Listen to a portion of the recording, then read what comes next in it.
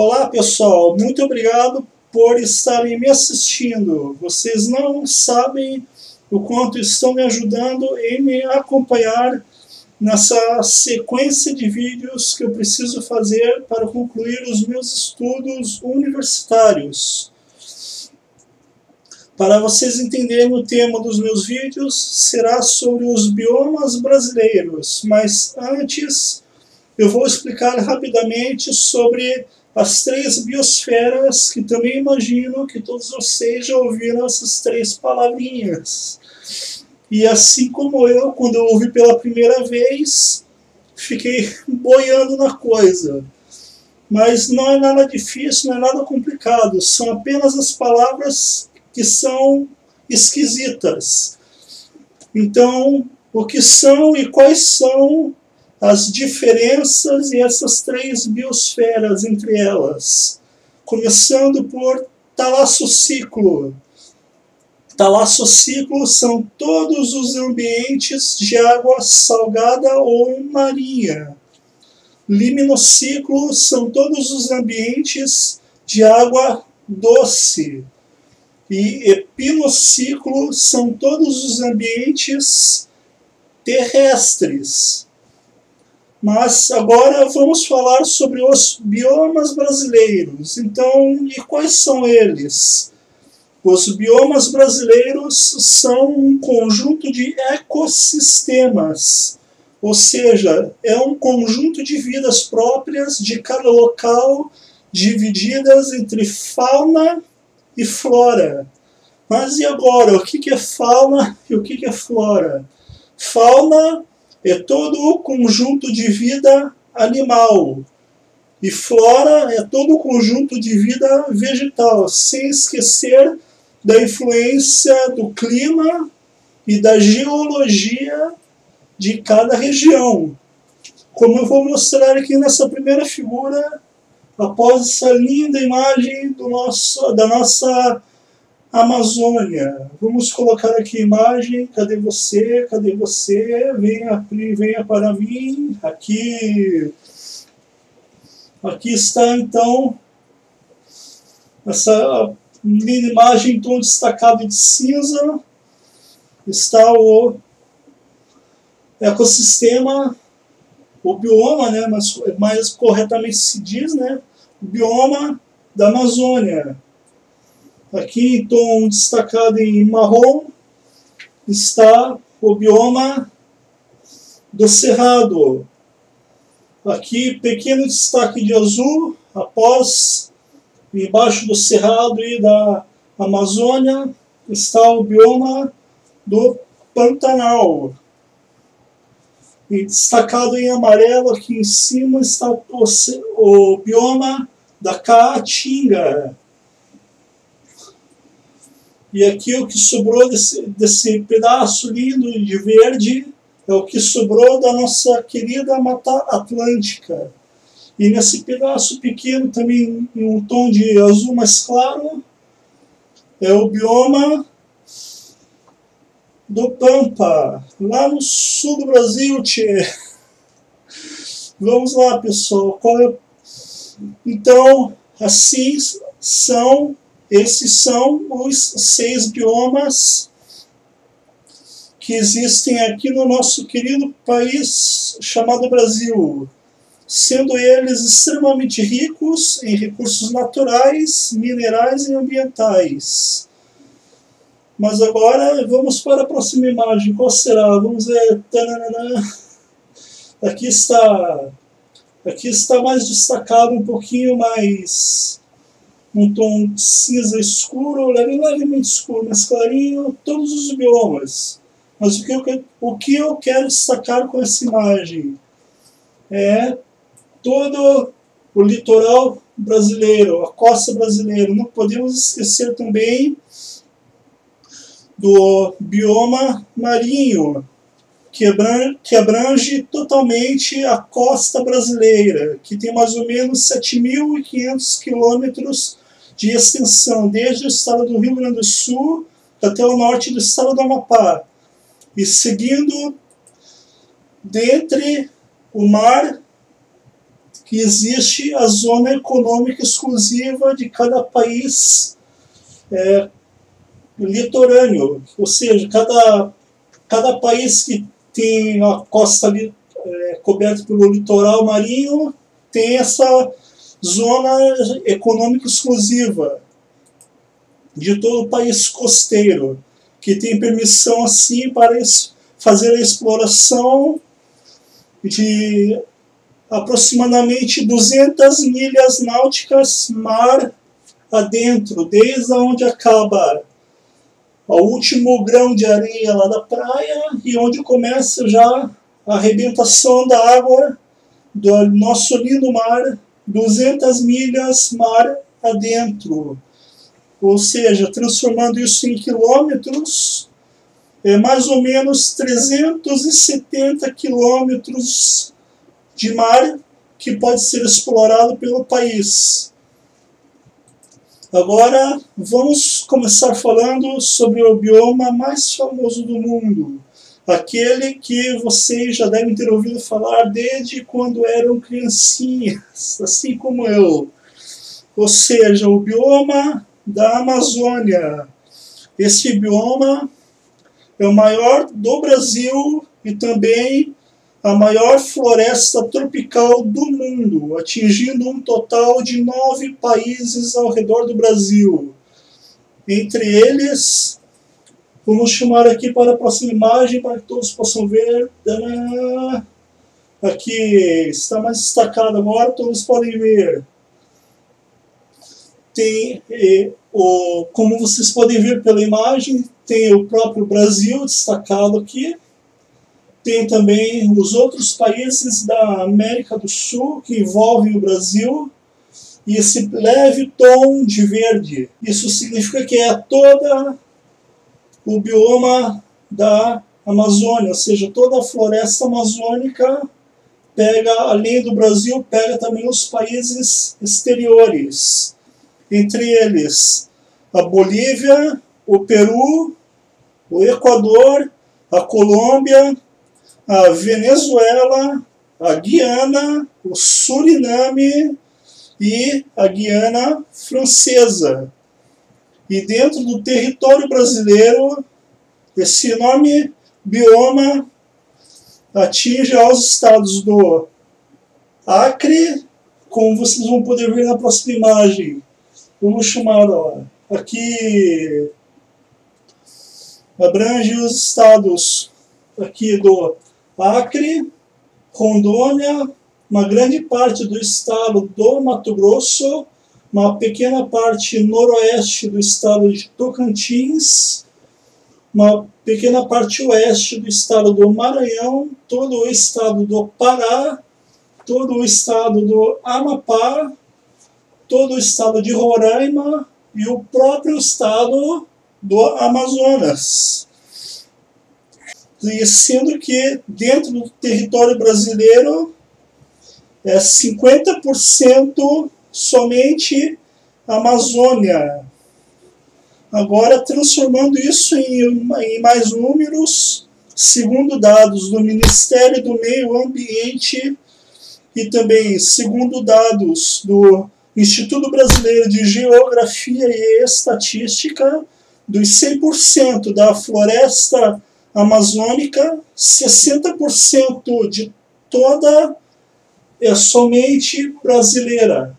Ou seja, de 100% de todo que envolve todos os outros países que estão ao lado do Brasil, 60% da floresta amazônica é brasileira. Então, isso está cobrindo uma área total de mais ou menos 4 milhões de quilômetros quadrados de floresta densa e fechada, sendo que 60% de toda a floresta tem um nome chamado de um nome, como eu posso definir, sociopolítico. É assim denominado entre países e estados, é chamado de Amazônia Legal. O tamanho enorme dessa floresta influi tanto no clima regional do Brasil quanto no clima mundial, absorvendo mais ou menos, mais ou menos 30% de todo o dióxido de carbono emitido por ano pelo mundo todo, e também ajudando com o equilíbrio da temperatura e o aquecimento global. Mas graças à poluição humana, apenas a floresta amazônica não consegue dar conta de fazer toda essa filtragem. Agora, por favor, tirem da cabeça, acabem com essa ideia de que a Amazônia é o pulmão do mundo, porque a Amazônia não é o pulmão do mundo. Claro que sim, a floresta amazônica ajuda, e ajuda muito a filtrar o nosso ar, a nossa atmosfera. E não podemos perder essa marca através da destruição que está acontecendo na Amazônia através do homem. Mas o verdadeiro pulmão do mundo são os fitoplânctons marinhos, como eu vou mostrar aqui na próxima figura. Vamos chamar aqui. Os fitoplânctons estão presentes nas algas marinhas aqui, ou seja, são algas unicelulares presentes dentro do oceano de nosso planeta, como vocês podem ver aqui também na próxima imagem, que também é bem bonitinha, cheia de algas marinhas. Agora vamos falar sobre a fauna. Vamos pegar uma imagem mais bonitinha aqui, uma escolheridinha. Olha que coisa bonita. Um lindo macaquinho, uma arara bem bonitinha, um tucano, um preguiça, acho que esse aqui sou eu. Uma linda mamãe onça. Aqui tem uma linda cobra, tamanduá-bandeira, entre outros. Vamos ver. Devido ao seu tamanho gigantesco, segundo pesquisas feitas na floresta amazônica, ela tem uma gigantesca biodiversidade. Como vou mostrar aqui para vocês, representados cerca de mais ou menos 9% de mamíferos representados aqui pela nossa querida onça pintada. São cerca de também 14% somente aves, representados por esse lindo tucano. São cerca também de 13% de peixes. Opa! Ai, meu Deus, o bicho pulou. Não posso esquecer, são 8% de anfíbios. Aqui, ó. Ele quer aparecer antes do peixe. Ó, que bicho lindo. Passar a fazer um carinho nele, lá no meio da Amazônia. Agora são 8% então de anfíbios.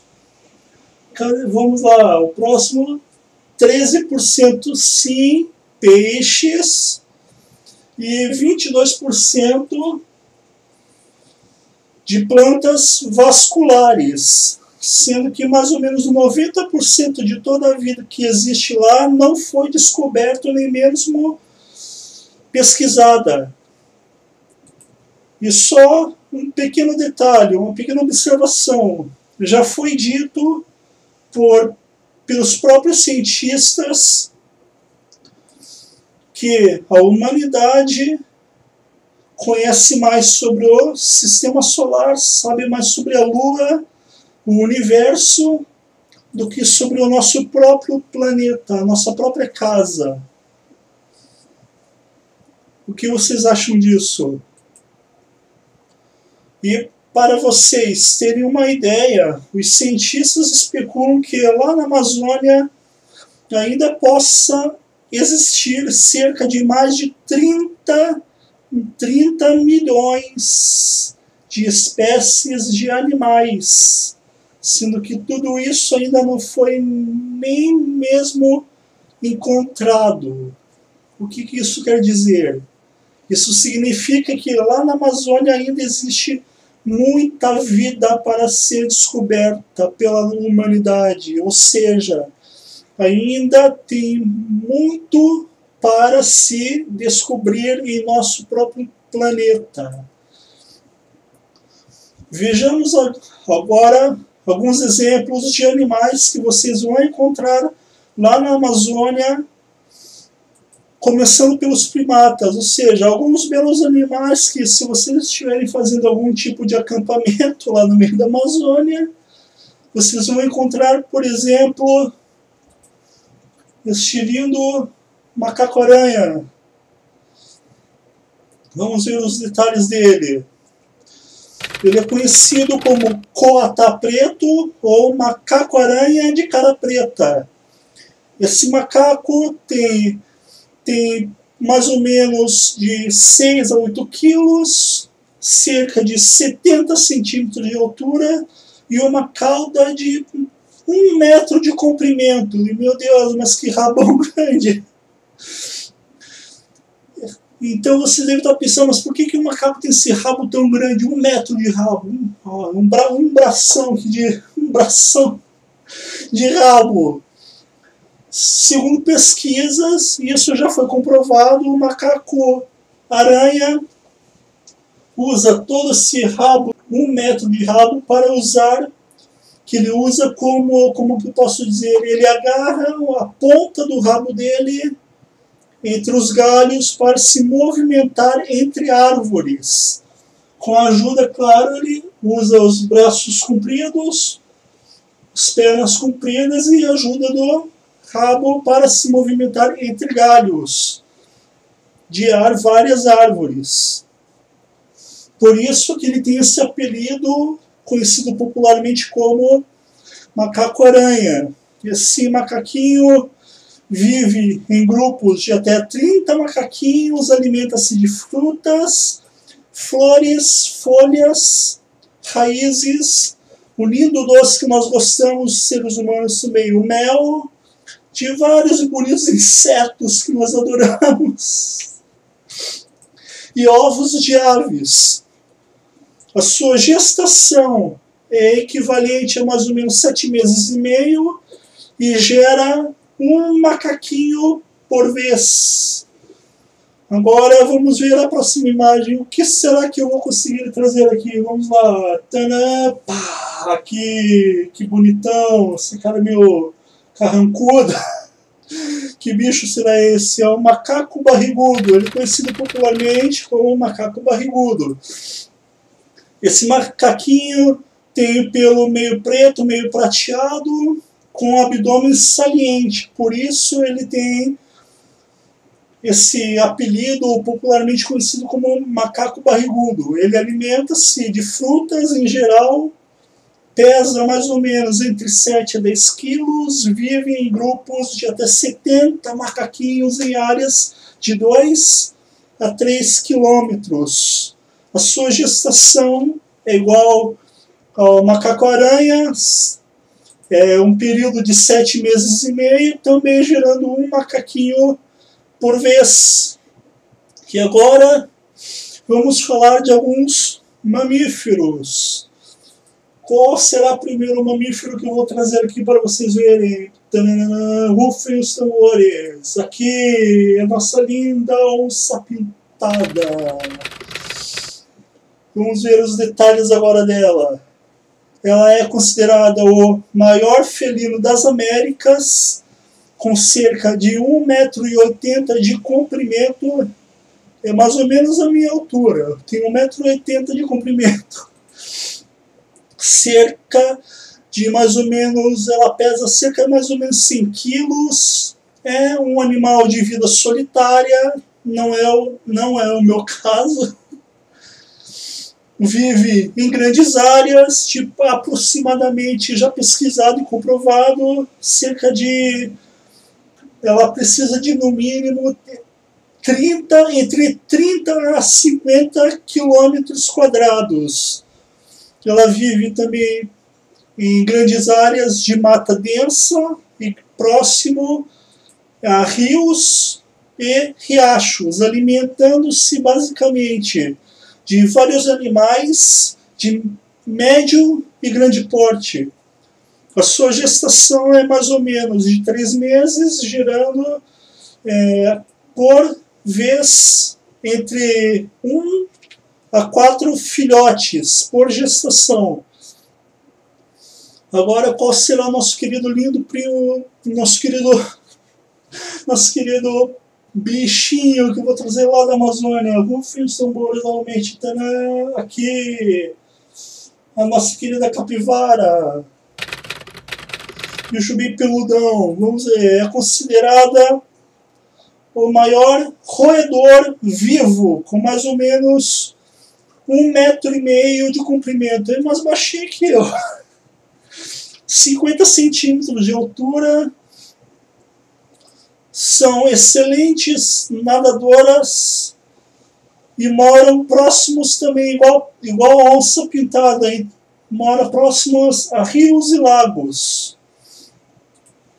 Tem o peso médio de mínimo 50 quilos e chega a pesar 100 quilos.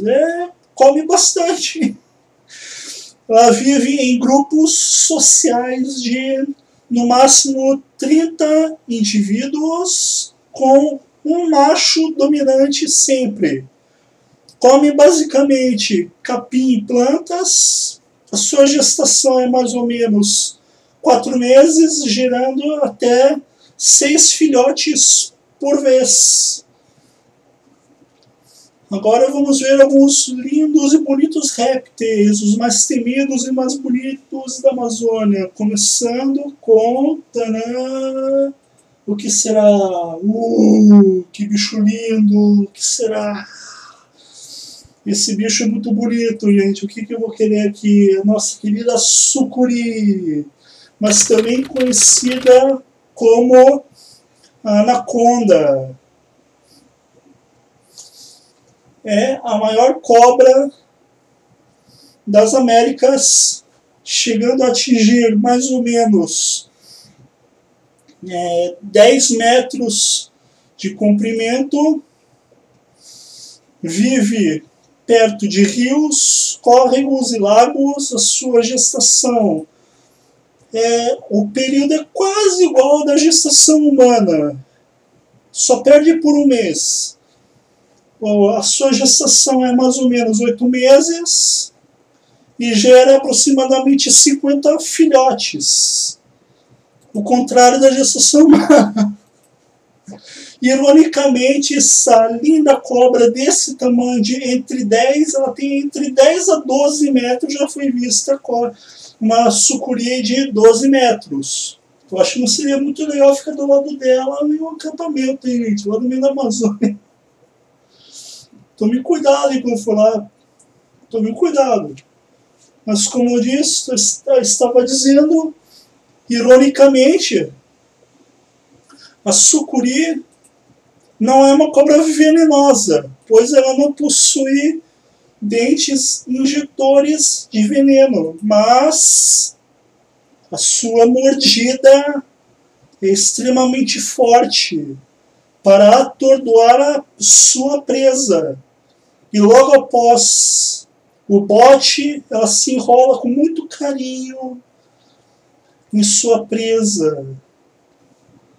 Com muito amor e carinho, ela esmaga a sua presa, até ela parar de respirar. O coração, que amor lindo, né, sucuri? O que vocês acham? Não, é muito legal.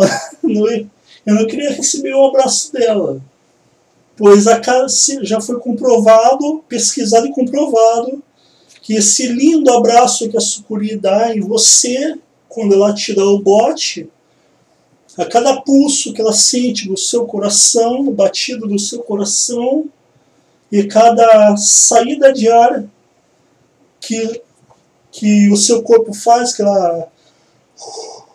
aquela pulsada de ar, de saída e entrada de ar, ela te abraça com muito mais carinho, com muito mais força. Ao pouco, ela vai te esmagando com muito amor. Nossa, que abraço lindo! Ela vai te apertando, vai te quebrando os ossos, e a cada pulso de respiração e batida de coração que ela sente com seu corpo, ela te abraça mais, até você não conseguir mais abraçá-la, até você não conseguir mais abraçá-la. Nossa, fiquei até emocionado. Até você não conseguir mais respirar e até o seu coração parar. Cada pulso que o seu coração der, ela te esmaga, te esmaga, te esmaga. Até a última batida do seu coração. Imagina que bonito. Ela vai sentir o primeiro taquicardia do seu coração. Você vai entrar em taquicardia, fibrilação e a sistolia. É aquela marquinha bonita lá do monitor cardíaco, aquela linha reta bonitinha, a sistolia. Imagina que legal. Que cobra bonita. Vamos ver a próxima imagem. O que será que eu vou trazer depois dessa linda história? Vamos ver. Olha que lindo! Jacaré-açu! Um dos répteis mais temidos da Amazônia. Esse belo jacarezinho pode medir mais ou menos de 6 a 8 metros de comprimento. Já foi visto até maiores. Pesa cerca de 300 quilos. Vive entre rios e em suas encostas. Tem uma gestação por ano e chega a gerar de entre 40 a 50 ovos. Ou seja, 40 a 50 jacarezinhos lindos desse. Não seria muito legal ficar perto da mamãe jacaré. Ela tem, o jacaré-açu tem uma idade média de 80 anos, já chegando até mesmo a 100 anos, o que já foi visto, até 100 anos. Mas também não podemos esquecer dos lindos anfíbios. E estão entre eles rãs, sapos e pererecas. Além disso, mais de 1000 espécies também de aves já foram encontradas, incluindo muitas araras, muitos papagaios, muitos periquitos e muitos tucanos. Agora, já nos vários rios que cruzam a Amazônia, entre eles o maior rio do mundo, o rio que cruza o estado da Amazônia, de ponta a ponta e deságua ali no Oceano Atlântico, o grande rio Amazonas, sem esquecer também dos seus igarapés e lagos. A quantidade de peixe é impressionante, abrigando cerca de 20 espécies de peixes de toda a América do Sul. Só que a maior parte dos animais da Amazônia é formada. Adivinhe o que será que eu esqueci de falar? Ou deixei para o último? Pense rápido. Sim! Os lindos insetos, lindos e belos insetos, como besouros, mariposas, formigas, vespas, mosquitos e moscas. Minha nossa, se a fauna amazônica já te deixou de queixo caído, assim como eu, espere só para ver a vegetação tão exuberante que lá existe. Rufem os tambores. Aí, pessoal, voltei. E agora vamos falar um pouco sobre a flora da Amazônia.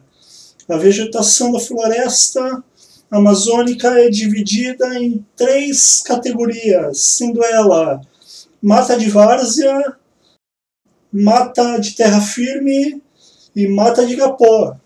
Começando com a mata de terra firme, Elas estão nas regiões mais altas da Amazônia e não são inundadas pelos rios. Essas terras têm grandes árvores, como a castanheira, eu já vou colocar um exemplo de foto aqui, e também a sumaúma, que também ganhou o apelido de rainha da floresta e também conhecida como telefone do índio. Então, será que é telefone de banda larga, gente?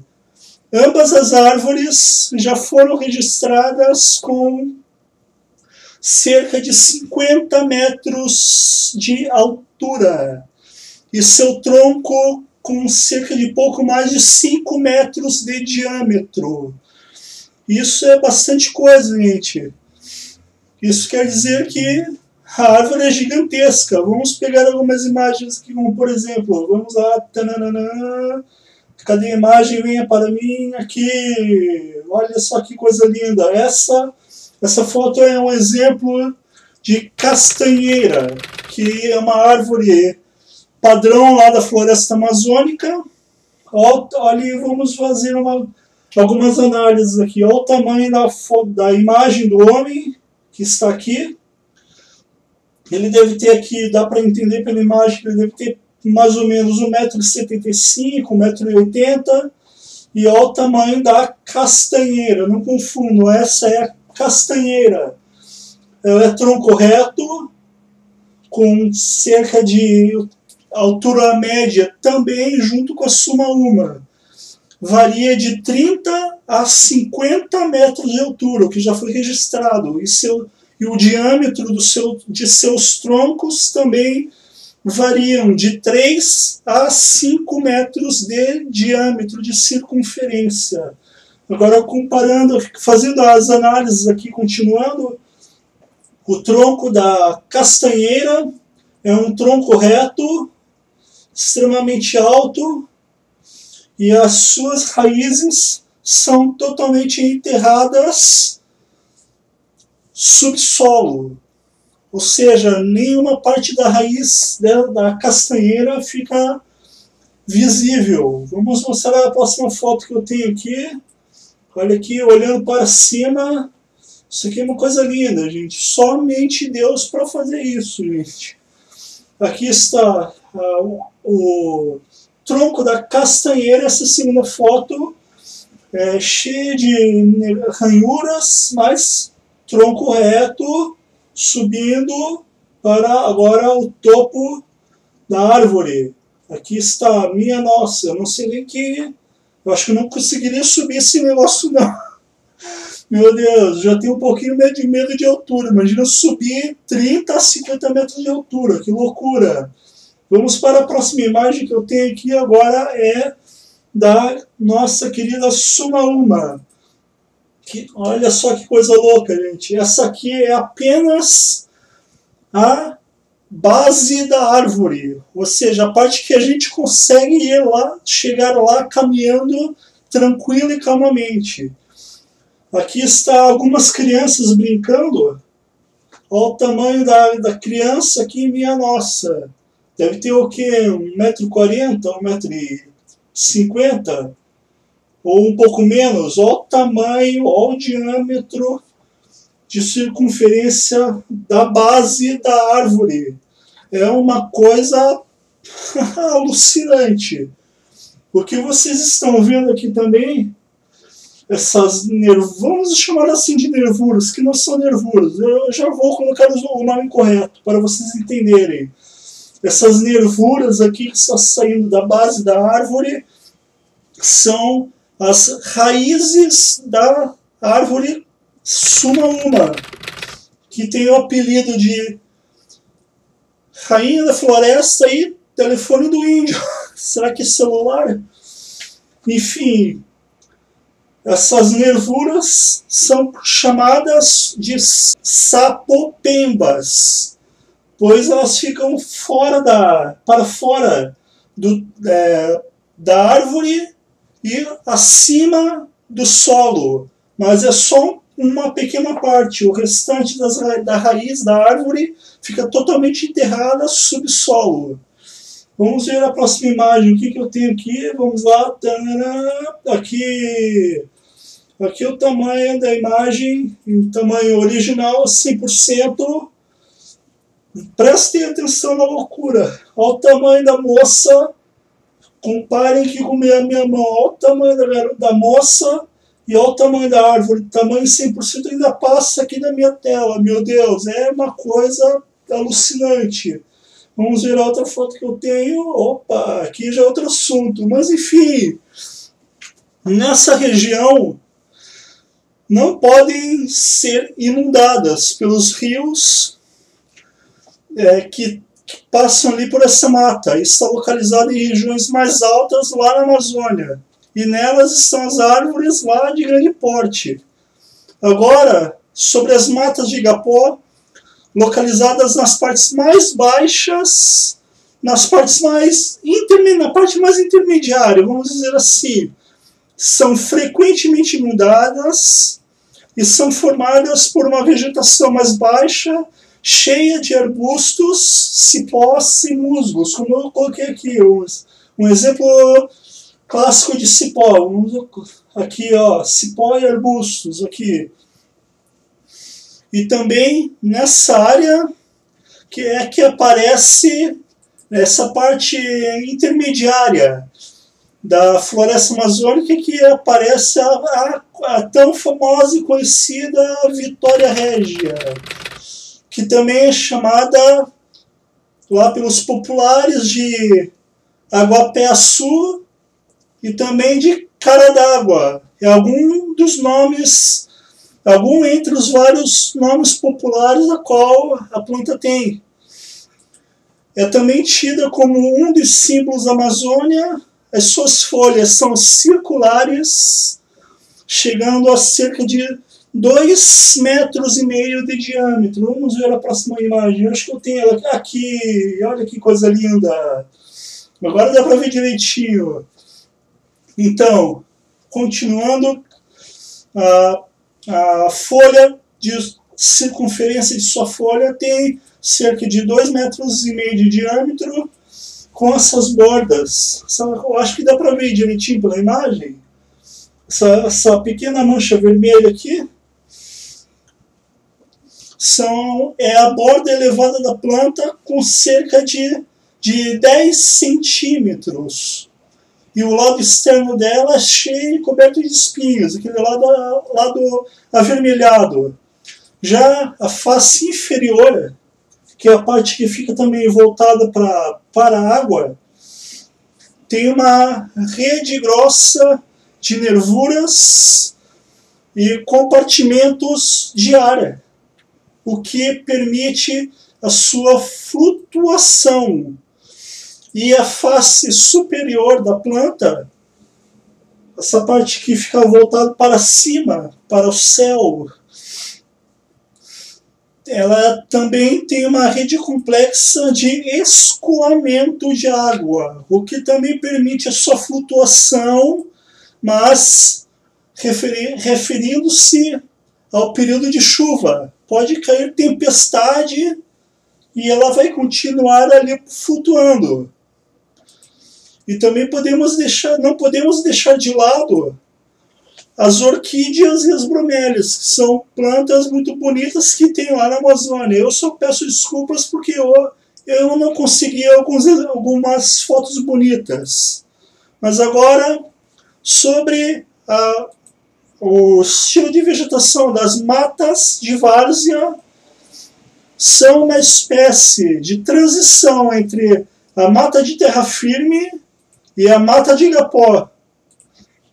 Elas passam por grandes inundações em determinadas épocas do ano. E na parte mais elevada desse tipo de mata, o tempo de inundação é muito curto e a vegetação é muito parecida com a das matas as matas de terra firme. Peço desculpa, sem me engasgar aqui. E nas regiões mais planas, a inundação dura mais e mais tempo E a vegetação desse local, de modo geral, é semelhante à das matas de Igapó.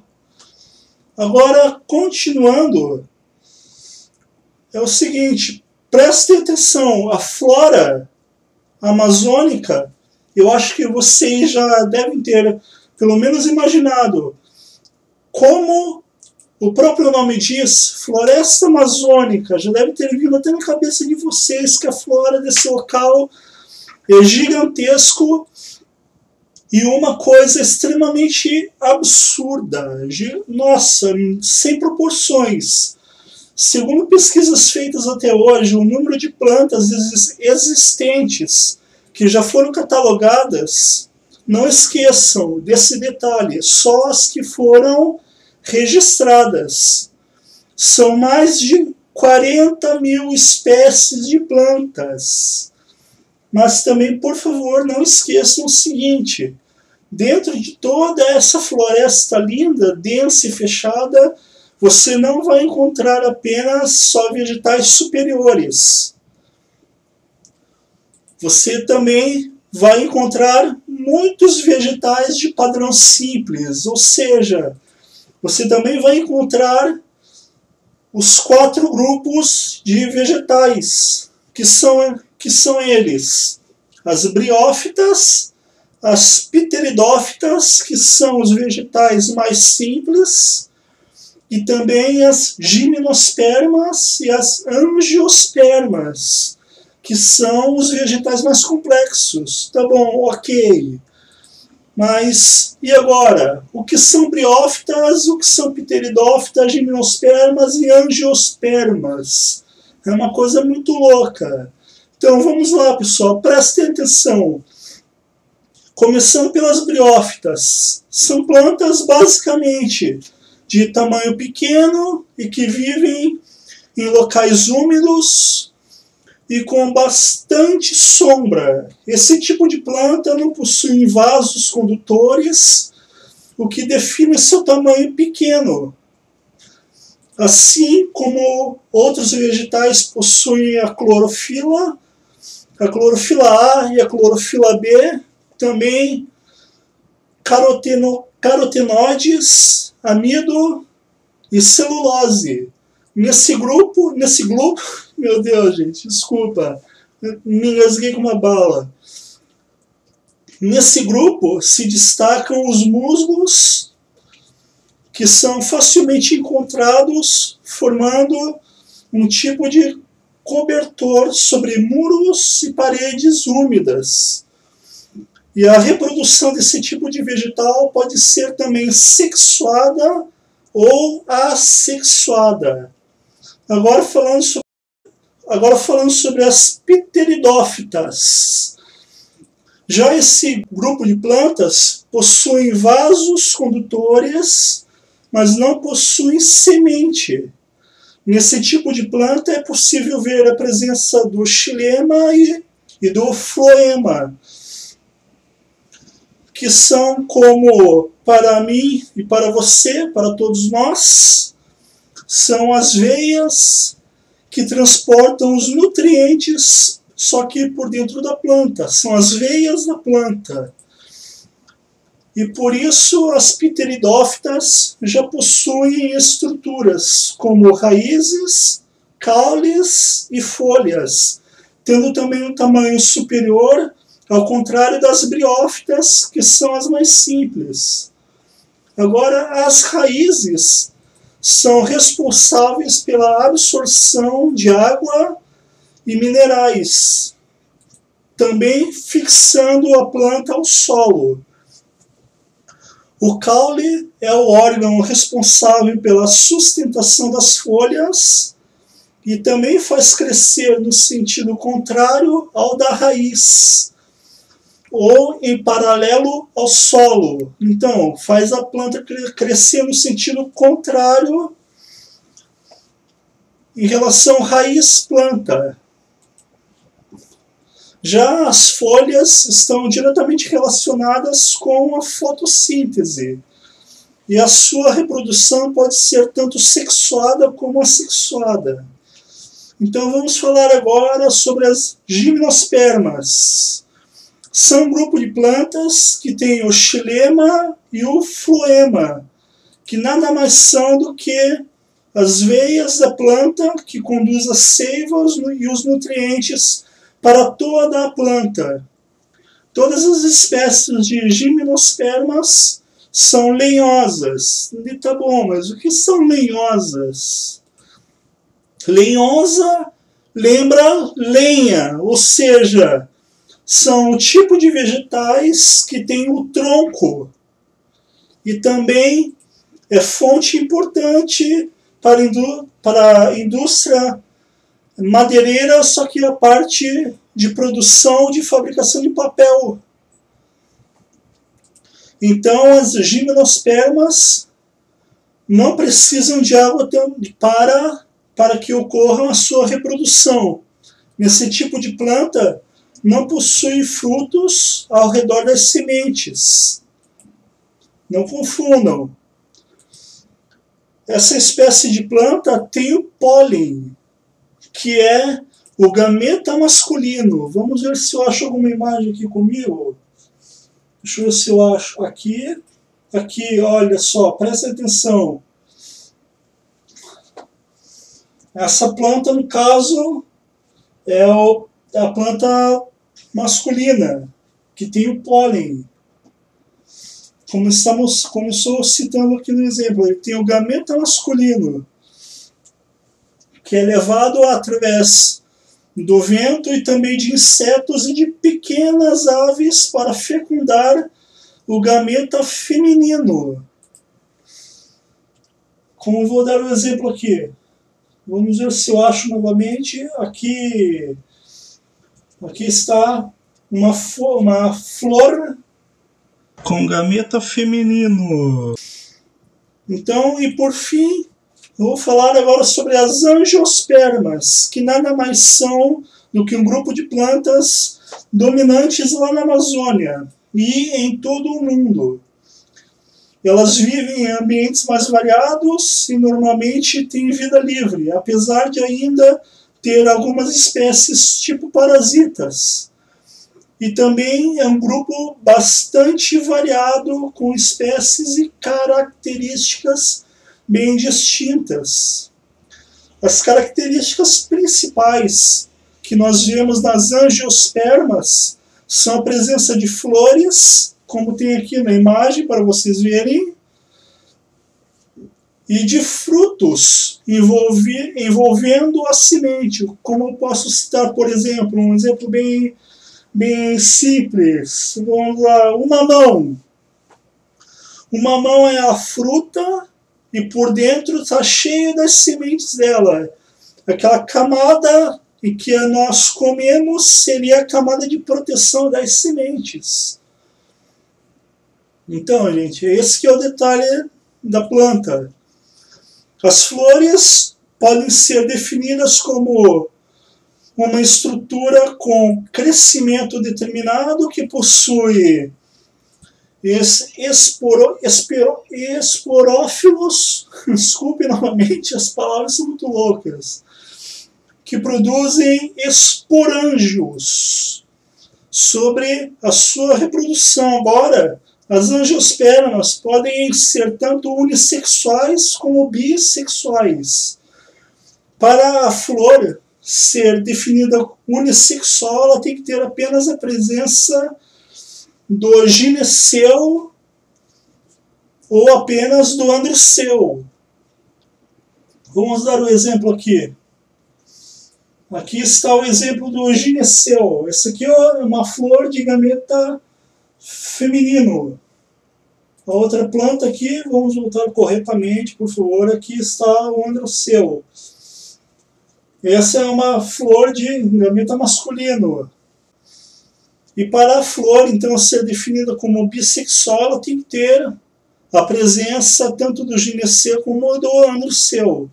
As frutas são bem típicas das angiospermas, sendo também definidas como o ovário já maduro ou já desenvolvido.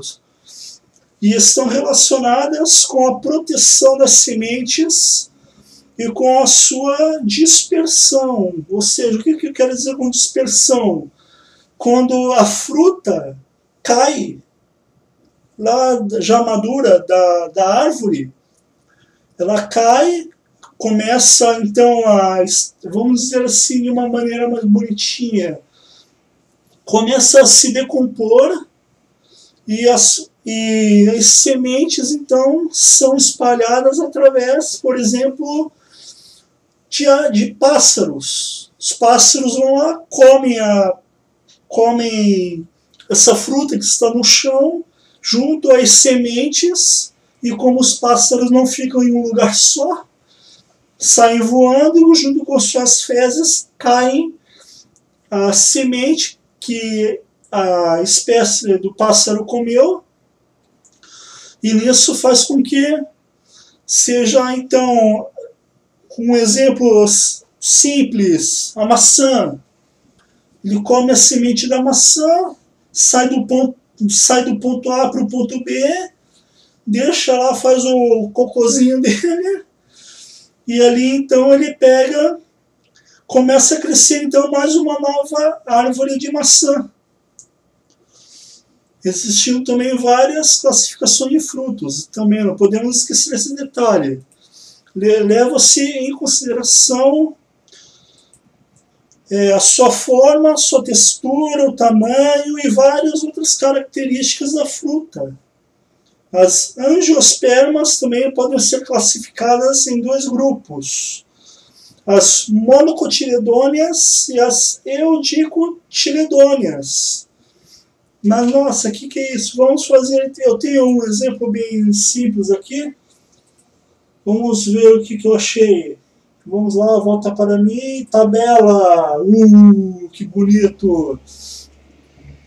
Então, vamos mostrar aqui a diferença das características das monocotiledôneas, que são aqui em laranja, e as eudicotiledôneas, que estão aqui em amarelo. Eu estou fazendo a comparação entre sementes, folhas, raízes, caules, flores. E aqui, a última linha, são alguns exemplares. Então, começando por sementes, as monocotiledôneas têm apenas um cotilédone. As eudicotiledôneas têm 2 cotilédones. Agora, na linha das folhas, as monocotiledôneas têm nervuras paralelas. As eudicotiledôneas têm nervuras alinhadas e divididas em ramos, mas são tudo alinhado, né? Uma coisa louca. Agora, para as raízes das monocotiledôneas, a raiz dessa planta é ramificada, também chamada de cabeleira, aquela coisa louca, e não tem uma raiz principal. É uma coisa louca mesmo. Já as eudicotiledôneas, que são um pouquinho mais diferentes, têm a presença de uma raiz principal. Tem lá as outras raízes, as outras partes da raiz, mas uma raiz é a principal. Agora sobre os caules. Nas monocotiledôneas, os vasos condutores são espalhados aleatoriamente. Agora, os caules nas eudicotiledôneas têm os vasos condutores espalhados e de forma regular. São espalhados, só que de forma regular. O contrário das monocotiledôneas. Agora, as flores. As flores nas monocotiledôneas. As pétalas e as sépalas são divididas em 3 e múltiplos de 3. Acho que elas gostam de matemática. E as flores nas eudicotiledôneas, as pétalas e as sépalas também são divididas, só que em 4 ou 5 e seus múltiplos de 4 ou 5. Eu já não vou lembrar mais disso, da matemática. Agora, alguns exemplos de plantas monocotiledôneas. O nosso arroz do almoço, nosso querido milho de pipoca, o trigo e orquídeas. Agora, alguns exemplos também, só que de eudicotiledôneas. Tem o nosso querido café da manhã, o nosso feijão do almoço, a nossa soja, o nosso amendoim, nossa querida maçã, a goiaba e a laranja. Então, pessoal, esses são alguns exemplos de plantas muito bonitas, monocotiledôneas e eudicotiledôneas. Então, para continuar e entender sobre agora o clima, vamos falar sobre o clima da Amazônia, aquele clima lindo amazônico. Uma coisa que influencia bastante no desenvolvimento lá da floresta amazônica também são os fatores abióticos. Mas o que é isso, abióticos? A letra A na biologia, traduzindo na planta abiótico, na palavra abiótico, quer dizer não. Então, quando falamos dos fatores abióticos, são de fatores não vivos que está acontecendo entre nós. Como, por exemplo, o alto índice de radiação solar, o efeito da temperatura, sendo que também esses dois fatores estão diretamente relacionados à taxa grande de fotossíntese. O clima que predomina é chamado de clima equatorial lá na Amazônia, equatorial úmido, apresentando temperaturas altas e constantes, em média acima de 25 graus Celsius. E também não podemos esquecer do grande índice de chuvas anuais que acontece lá na Amazônia. Lá na Amazônia chove o ano inteiro. Gente, é água para não acabar mais.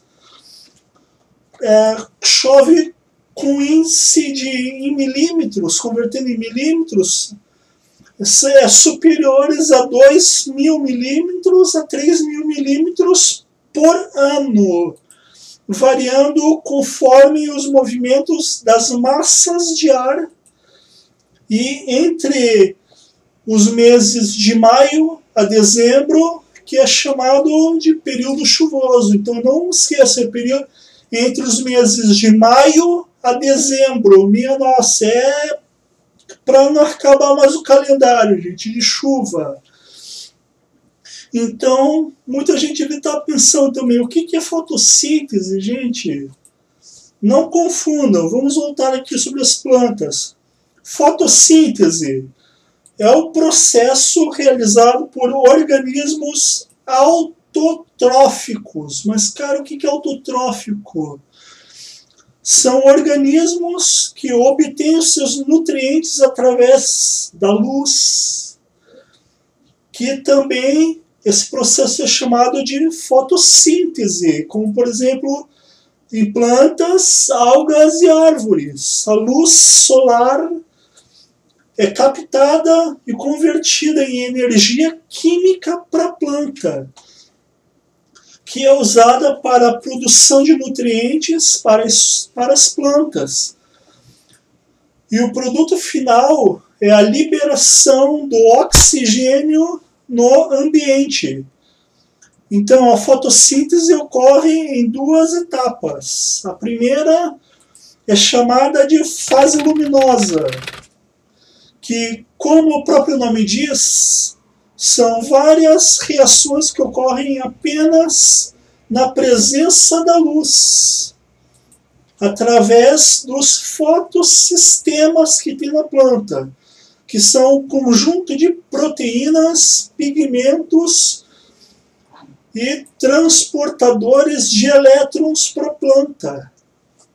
Já a segunda fase ela é chamada de fase escura ou a parte de fixação de carbono, também conhecida assim. Me desculpem, gente. Nessa fase, que pode ocorrer a ausência de luz, é produzida então a glicose, que é uma das principais fontes de energia da planta, a partir da absorção do dióxido de carbono. E sem esquecer que a fase luminosa também tem um detalhe, fornece energia para que durante a fase escura aconteça assim a fixação do carbono. Mas tem um detalhe muito importante. Não esqueçam, pelo amor de nosso Santo Senhor, a planta não respira dióxido de carbono. Pelo amor de nosso Criador. A planta respira oxigênio igual eu, igual a você. Muita gente ainda confunde que a planta respira CO2 e libera O2, mas não é isso, gente. Só quando estuda fotossíntese você vê que o O2, o oxigênio, que a planta libera é apenas o excesso de moléculas que está dentro do seu organismo. A planta ela absorve dióxido de carbono para produzir a sua glicose. Ela não respira dióxido de carbono. Ela absorve junto com a fotossíntese para produzir a glicose e todos os seus nutrientes. Não esqueçam disso. A planta respira normalmente oxigênio igual eu, igual você. Não esqueçam isso. Agora vamos ver o último detalhe, que é sobre o solo amazônico. Vamos já então finalizando o tema. O solo amazônico tem uma coisa que é realmente irônica. É até mesmo estranho, esquisito de falar, até mesmo de acreditar nisso. Mas o solo amazônico é um solo pobre em nutrientes. Agora, por que o solo da Amazônia é pobre, gente? Então vamos entender uma coisa. Se a floresta amazônica, falando de um aspecto geral, é um terreno bastante arenoso, pois na camada mais superficial do solo lá da Amazônia é a parte mais rica em nutrientes, a parte superficial, não subsolo. A parte mais superficial é rica em nutrientes, que é isso que fornece, que é formado, me desculpe as palavras, que se forma por causa da alta taxa de decomposição que acontece lá na Amazônia em relação a folhas, frutas e também animais mortos. A camada mais superficial é muito rica naquilo em que chamamos de humus, ou seja, é um material orgânico muito importante para algumas espécies de plantas da região em áreas desmatadas. As fortes chuvas que caem lá na Amazônia o ano inteiro praticamente, falando entre aspas, toda essa chuva lava o solo, levando embora todos os seus nutrientes que, como vocês já devem ter uma ideia, para que toda a planta, todas as plantas, todos os vegetais cresçam de uma maneira legal, com fortes, bem musculares, os nutrientes que ficam no solo também têm que ser absorvidos pelo solo para a camada subsolo. Só que como chove o ano inteiro, praticamente chove lá, acho que o quê? Todo dia, imagina só, quase todos os dias chove. Isso então limpa o solo.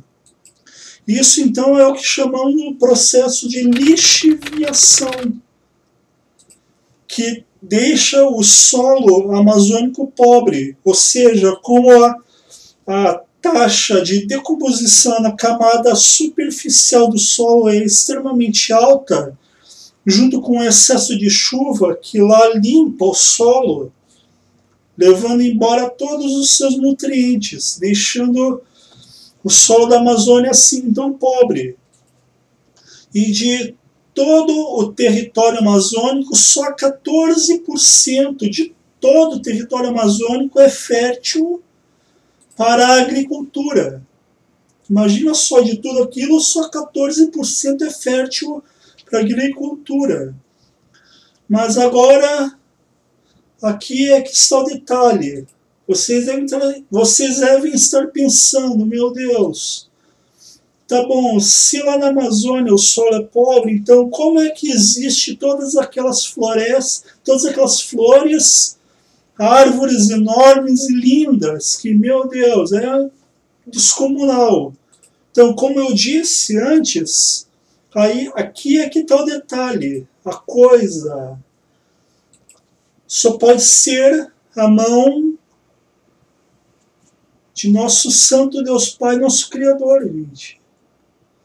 Para que ocorra o equilíbrio do ecossistema, a camada de humus que fica na parte superficial do solo tem um papel fundamental, pois os poucos nutrientes presentes no subsolo são rapidamente absorvidos pelas raízes das árvores e das plantas. Por sua vez, então, liberando os nutrientes para o enriquecimento do solo. Trata-se do que chamamos, então, de uma constante reciclagem de nutrientes. Então, pessoal, esse que é o detalhe lá do solo amazônico. Muito obrigado, pessoal, por terem me assistido até agora, por terem me aguentado. Eu vejo vocês no meu próximo vídeo. Por favor, deixem o seu sinal de OK. A aula continuará sobre o próximo bioma brasileiro que eu vou falar. Fiquem com Deus. Beijo de coração. Fui. Deixe o seu sinal de OK.